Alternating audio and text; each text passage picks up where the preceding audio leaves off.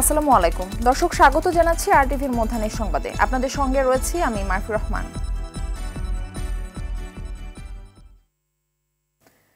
আষাঢ়ের শেষে এসে আবারও শুরু হয়েছে ঝুম বৃষ্টি। ছুটির দিনের সকাল থেকে রাজধানীতে ঝরছে বৃষ্টি। কাজে বের হওয়া মানুষ বৃষ্টিতে ভিজে পানি জমা রাস্তায় নাকাল হয়েছে। রাজধানীর কাউরান বাজার, মগবাজার, ইস্কাটন, দিলু রোড, শাহজাহানপুর, মালিবাগ রেলগেট, মৌচাক, ফার্মগেট, তেজকুনিপাড়া, ধানমন্ডি, পশ্চিম শেওড়াপাড়া, বাড্ডাসহ অনেক এলাকার রাস্তায় পানি জমে গেছে। কোথাও হাঁটু পানি, কোথাও বা কোমর সমান। পথচারীদের দুর্ভোগের শেষ নেই। এসব সড়কে গাড়িগুলোকে যে কোনো সময় বন্ধ হয়ে যাওয়ার শঙ্কা নিয়ে চলতে দেখা গেছে।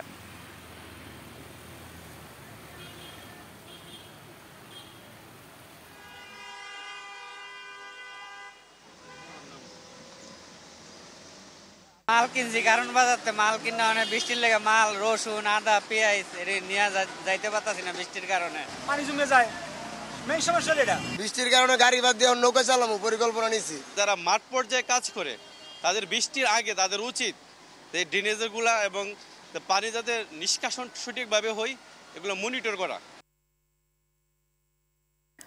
এই মুহূর্তে ঢাকার দক্ষিণ সিটি ধোলাইখাল এলাকা থেকে সহকর্মী খান আলামিন আর ঢাকা উত্তর সিটি থেকে সরাসরি যুক্ত হচ্ছেন সহকর্মী আশিকুল আলম। শুরুতেই যাব খান আলামিনের কাছে। আলামিন, আজকে যেহেতু শুক্রবার, মানুষের বের হওয়ার সংখ্যাটা তুলনামূলক কম, তবুও তো একটা ভোগান্তির চিত্র রয়েই যায়। তো কি অবস্থা দেখছেন নগরেই জানাবেন। ভোগান্তি আসলে আস্তে আস্তে যতটা ভোগান্তির মধ্যে পড়েছে ধোলাইখাল পর্যন্ত সেটি অবর্ণনীয়। কারণ যেদিকে যাচ্ছিলাম সেদিকে পানির জন্য কোনো দিকে ঠিকমতো যাওয়া যাচ্ছিল না। অনেক ঘুরে ঘুরে এই পর্যন্ত এসেছি। উদ্দেশ্য ছিল দয়াগঞ্জ পর্যন্ত যাওয়া, কিন্তু সেটি যাওয়া সম্ভব হয়নি। কারণ সামনের দিকে যেতে চাইলেই বৃষ্টির যে জলাবদ্ধতা, সেই জলাবদ্ধতায় আটকে যাচ্ছিল গাড়ি, যার কারণে এখান থেকে আমাদের থেমে যেতে হয়েছে। আমরা ধোলাইখাল যে মোড় রয়েছে সেই মোড়ে আছি। বাস্তবতা পেছনে দেখা যাচ্ছে অনেকগুলো ট্রাক, এদিকে আমরা দেখছি যে 4 থেকে 5টি ট্রাক দীর্ঘ সময় ধরে এখানে আটকে আছে। যতটা পানি এখানে হয়েছে তাতে আসলে এই ট্রাকগুলো চলা সম্ভব না। এদিকে যতটুকু চলছে সেটি হচ্ছে কিছু রিক্সা এবং প্যাডেল চালিত রিক্সা, কোনো মেশিন চালিত রিক্সা চলা সম্ভব নয়। পেছনে যেটি দেখা যাচ্ছে যে বাচ্চাদের এখানে এক ধরনের খেলাধুলা, পানিতে নেমে সবাই আনন্দ উল্লাস করছে এমন দৃশ্য, ফুটবল নিয়ে নেমেছে, নানান দৃশ্য এখানে দেখা যাচ্ছে। এটি হয়তো বোঝা যাচ্ছে যে শিশুরা আনন্দ করছে, কিন্তু এই শিশুদের আনন্দের বাইরেও কিন্তু যেটি দেখা যাচ্ছে যে সাধারণ মানুষের যে ভোগান্তি, অর্থাৎ আপনি যেদিকে যেতে চাবেন পারবেন না, সামনে শুধু পানি আর পানি। আমি যদি বলি একটু স্পষ্ট করে, দক্ষিণ সিটি এলাকায় কোন কোন জায়গাগুলোতে বেশি বেশি পানি দেখা গিয়েছে। কাকরাইল বোর্ড, যেটি প্রধান বিচারপতি বাসভবন এলাকা থেকে শুরু হয়েছে, সেই জায়গাটিতে প্রায় হাঁটু পানি। দৈনিক বাংলার যে সড়কটি রয়েছে, অর্থাৎ বঙ্গভবন থেকে শুরু করে আরামবাগ পর্যন্ত যেই সড়কটি দৈনিক বাংলা হয়ে গেছে, সেই পুরো সড়কটিতেই হাঁটু সমান পানি। মতিঝিল এলাকাতে কোমর সমান পানি হয়ে গেছে। গুলিস্তান এলাকার কিছু কিছু অংশে পানি আছে। এবং আমরা দেখেছি পুরান ঢাকার যে নবাবপুর রোড থেকে, অর্থাৎ ওয়ারির দিকটা রয়েছে, সেই দিকটার প্রতিটি সড়কেই পানি রয়েছে। ধোলাইখালের এই আশপাশের সবগুলো পথই, অর্থাৎ ধোলাইখাল মোড় থেকে যে আশপাশে যতগুলো সড়ক দেখা যায় সবগুলোতে হাঁটু পানি, কোমর পানি। এবং ধোলাইখাল মোড় থেকে দয়াগঞ্জ পর্যন্ত যে সড়কটি গিয়েছে, এই সড়কটি পুরোটাই পানি। আমরা সামনের দিকে দয়াগঞ্জ পর্যন্ত যেতে চাচ্ছিলাম, কিন্তু কিছুক্ষণ গিয়ে আবারও ফেরত আসতে হয়েছে, কারণ গাড়ি নিয়ে সেই পর্যন্ত যাওয়া সম্ভব না। এমন বাস্তবতা আমরা সব জায়গায় লক্ষ্য করতে পেরেছি, এবং যার ফলে মানুষ চরম দুর্ভোগে পড়েছে। এই যে দীর্ঘ সময় ধরে পানি আটকে আছে, যার ফলে দেখা যাচ্ছে সুয়ারেজ থেকে নানান ধরনের পয়ঃবর্জ্য বের হয়ে এই পানির সাথে মিশে গেছে, এবং এই ময়লা আবর্জনাযুক্ত পানি দিয়েই কিন্তু মানুষকে হাঁটাচলা করতে হচ্ছে, প্রয়োজনীয় কাজগুলো সারতে হচ্ছে। আমরা অনেক রিক্সা চালক কিংবা যারা গাড়ি নিয়ে সামনের দিকে যাচ্ছিলেন এমন অনেকের সাথেই কথা বলেছি। তাদের কাছে যেটি জানতে পেরেছি যে চরম দুর্ভোগ। মূলত যে সড়কগুলো একটু ভালো রয়েছে, অর্থাৎ পিচ ঢালা পথ এবং ভাঙাচোরা নয়, সেই সড়কগুলোতে তারা স্বস্তিতে কিছুটা সামনের দিকে এগোতে পারলেও যেখানে একটু ভাঙাচোরা সেখানে গিয়ে তীব্র দুর্ভোগ, চরম দুর্ভোগের মুখে তারা পড়তে হচ্ছে। কারণ যেটি অনেকেই বলছিল যে নতুন রাস্তা নামে একটি রাস্তা রয়েছে, যেটি জুরাইন থেকে দয়াগঞ্জ পর্যন্ত এসেছে রেললাইনের পাশ ঘিরে। সেই সড়কটি প্রচণ্ড ভাঙাচোরা এবং কোথাও কোথাও কোমর সমান পানি উঠে গেছে। সেদিক দিয়ে কোনো গাড়ি আসতে গেলে যে আটকে গেছে সেই বাস্তবতাটিও তারা তুলে ধরেছেন। এমন নানান দুর্ভোগ, নানান সংকটের মধ্য দিয়ে সারা দিনটি পার করতে হচ্ছে এবং কখন পানি নামবে সেটি তারা বলতে পারছেন না। ধারণা করছেন আজকে হয়তো সারাদিন লেগে যাবে যদি বৃষ্টি আর না হয়। আবার কিছু কিছু এলাকায় যে পানি আগামী 7 দিন 10 দিন কিংবা 1 মাসও নামবে না, সেই কথাটিও নগরবাসী আমাদেরকে জানিয়েছেন। মারফি, আমার কাছে এই হচ্ছে দুর্ভোগের সবশেষ খবর। আলামিন, ধন্যবাদ আপনাকে। দর্শক, যুক্ত ছিলেন আমাদের সঙ্গে খান আলামিন।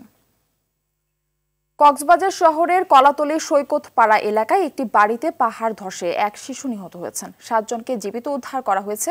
গেল রাতে পাহাড় ধসে মাটি চাপা পড়ে একই পরিবারের 8 জন সদস্য। স্থানীয়রা জানায় ভারী বর্ষণের কারণে একটি বাড়িতে পাহাড় ও দেয়াল ধসে পড়ে। এতে চাপা পড়া 7 জনকে জীবিত উদ্ধার করা হলেও এক শিশু নিহত হয়।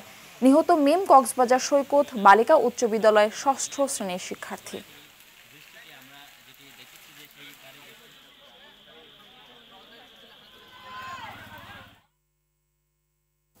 বৃষ্টি ও পাহাড়ি ঢলে দেশের উত্তর পূর্ব ও উত্তরাঞ্চলে বাড়ছে নদ নদীর পানি। সুনামগঞ্জের সুরমা নদীর পানি শহরের 16 ঘর পয়েন্ট বিপদসীমার 26 সেন্টিমিটার উপর দিয়ে প্রবাহিত হচ্ছে। পানিতে ডুবে আছে শহরের বিভিন্ন এলাকার রাস্তাঘাট। বন্ধ আছে সুনামগঞ্জ তাহিরপুর সড়ক। সিলেট, সুরমা ও কুশিয়ারা নদীর পানি বিপদসীমার উপর দিয়ে বইছে। গাইবান্ধায় ব্রহ্মপুত্র নদের পানি বাড়তে থাকায় বন্যা পরিস্থিতির আরও অবনতি হয়েছে। তলিয়ে গেছে 165টি চরের বাড়িঘর। খাবার ও বিশুদ্ধ পানির সংকটে আছেন দুর্গতরা। সিরাজগঞ্জেও বন্যা পরিস্থিতির অবনতি হয়েছে। এতে লাখের বেশি মানুষ পানিবন্দী দিন কাটাচ্ছেন। পানিতে তলিয়ে আছে 10,000 হেক্টর ফসলি জমি। যমুনার পানি বাড়ছে জামালপুরে। এতে 6টি উপজেলার 2.5 লাখ মানুষ পানিবন্দী দিন কাটাচ্ছে। তবে কুড়িগ্রামে কমছে নদ নদীর পানি। এখনও চরাঞ্চলে প্রায় 1.5 লাখ মানুষ পানিবন্দী আছেন।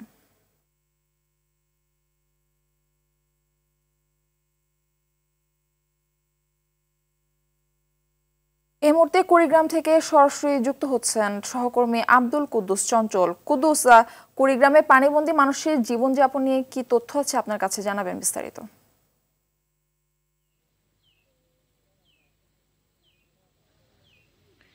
মারফি, পানি কমছে, তবে খুব ধীর গতিতে পানি কমছে। ফলে বন্যা পরিস্থিতির যে উন্নতি সেটি কিন্তু বেশি আকারে হয়নি, অপরিবর্তিতই বলা যায়। আপনাকে জানিয়ে রাখছি যে দুধকুমার এবং ধরলা নদী পানি কিছুটা কমলেও ব্রহ্মপুত্রের পানি কিন্তু এখনো বিপদ সীমার উপর দিয়ে রয়েছে। ফলে কিন্তু 4 শতাধিক চর অঞ্চলে কিন্তু এখন পর্যন্ত পানি রয়েছে। এখন পর্যন্ত মানুষের বাড়ি ঘরে কিন্তু পানি রয়েছে। ফলে কিন্তু বানভাসী মানুষের দুর্ভোগ কিন্তু চরমে উঠেছে। আপনাকে জানিয়ে রাখছি যে 13 দিন থেকে আজকে কিন্তু পানিবন্দী অবস্থায় রয়েছে প্রায় চর অঞ্চলে মানুষগুলো। তাদের কিন্তু খাদ্য এবং সুপেয় পানির সংকট রয়েছে। তারা কিন্তু পাক শাক করতে পারছে না। এছাড়াও গবাদি পশুর খাদ্য সংকটও রয়েছে। তো বন্যা পরিস্থিতির কিন্তু উন্নতি বলা যাবে না, আগের মতোই রয়েছে। এখন পর্যন্ত কিন্তু স্কুল, প্রাথমিক বিদ্যালয় এবং উচ্চ বিদ্যালয় যেগুলো পাঠদান এবং সাময়িক যে মূল্যায়ন রয়েছিল সেগুলো বন্ধ রেখেছিল, সেগুলো এখন পর্যন্ত স্বাভাবিক হয়নি, বন্ধ অবস্থায় রয়েছে।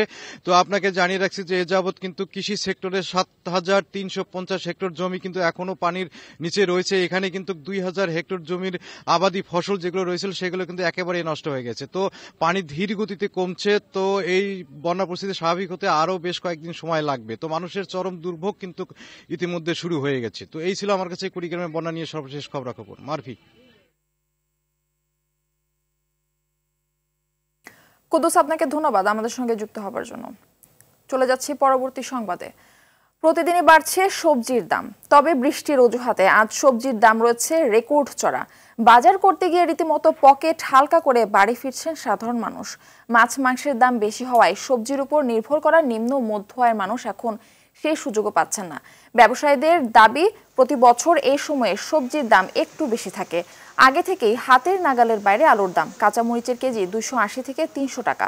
বেশিরভাগ সবজির কেজি 100 টাকার উপরে।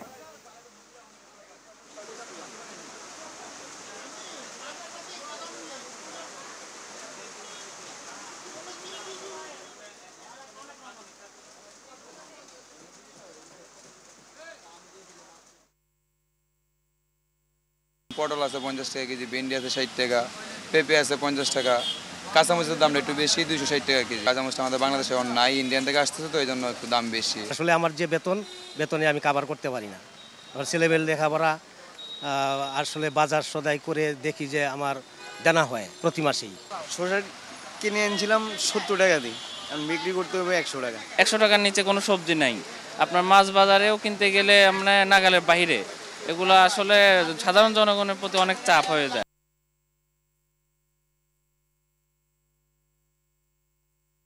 রাজধানীতে গ্যাস সংকট চরম আকার ধারণ করেছে। দিনে মাত্র কয়েক ঘন্টা মিলছে পাইপলাইনের গ্যাস। সাধারণত মাঝরাতে গ্যাস এসে আবার ভোর না হতে চলে যায়। দিনের বেলা কোথাও কোথাও গ্যাস আসলেও চাপ একেবারেই কম। আবার বিনা ঘোষণায় গ্যাস সরবরাহ বন্ধ করে দেওয়ার ঘটনাও এখন অনেকটাই নিয়মিত ব্যাপার। বাধ্য হয়ে অনেকে সিলিন্ডার ব্যবহারের দিকে ঝুঁকছে।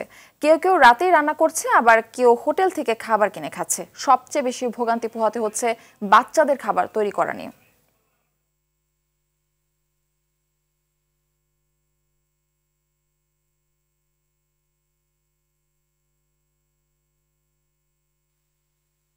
দর্শক, এই মুহূর্তে আমাদের রাজধানী জলাবদ্ধতার খবর জানাতে আমাদের সঙ্গে যুক্ত হচ্ছেন সহকর্মী আশিকুল আলম।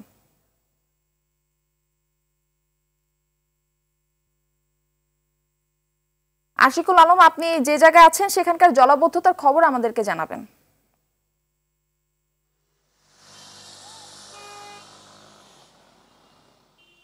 মার্ফি, ধন্যবাদ আপনাকে। আপনি জেনে থাকবেন যে সকাল থেকে যে বৃষ্টি হচ্ছে, এই বৃষ্টির কারণে কিন্তু এখনও পর্যন্ত আমরা যেমনটা দেখছি রাজধানী কিন্তু পুরোপুরি জলাবদ্ধতার কারণে অচল অবস্থা তৈরি হয়েছে।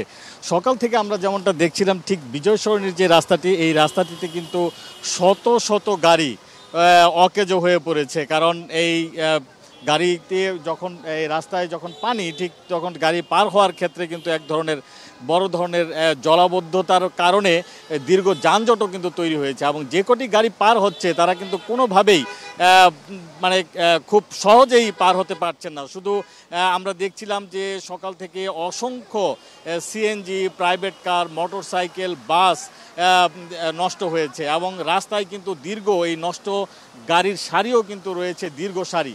এবং যারা এখানে আছেন তাদের অনেকের সাথেই আমার কথা হয়েছিল, যারা এই দুর্ভোগের শিকার হয়েছেন।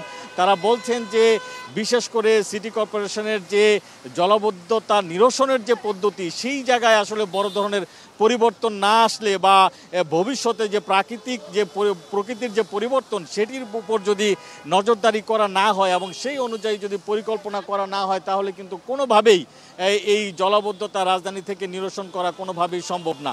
আপনি দেখতে পাচ্ছেন মার্ফি যে রাস্তায় এই ঠিক বিজয় সরণির যে রাস্তাটি, এখানে বিমান বাহিনীর যে অফিসার্স মেস রয়েছে এবং বাংলাদেশ এয়ারফোর্সের যে অফিস রয়েছে, সেই রাস্তাটি কিন্তু এটি।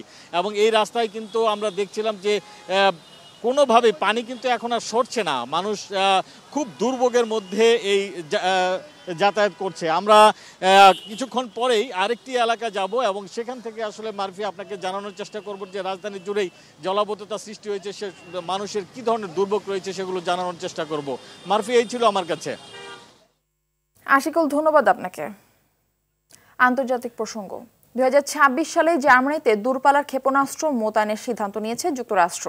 বৃহস্পতিবার যুক্তরাষ্ট্রের রাজধানী ওয়াশিংটন ডিসিতে ন্যাটোর সম্মেলনে এ ঘোষণা দেওয়া হয়। ন্যাটোর নেতারা বলছে রাশিয়া ইউরোপের জন্য ক্রমবর্ধমান একটি হুমকিতে পরিণত হচ্ছে, তাই রাশিয়াকে মোকাবেলা করতে তারা এমন বড় পদক্ষেপে সম্মত হয়েছে। এদিকে জার্মানিতে নতুন করে আবার দূরপাল্লার মার্কিন ক্ষেপণাস্ত্র মোতায়েনের সিদ্ধান্তে ক্রুদ্ধ প্রতিক্রিয়া জানিয়েছেন রাশিয়া। নতুন হুমকিকে সাময়িকভাবে মোকাবেলা করা হবে জানিয়ে রাশিয়ার উপপররাষ্ট্রমন্ত্রী সের্গেই রিয়াবকভ বলেছেন, এটি ধারাবাহিক উস্কানির একটি যোগসূত্র মাত্র।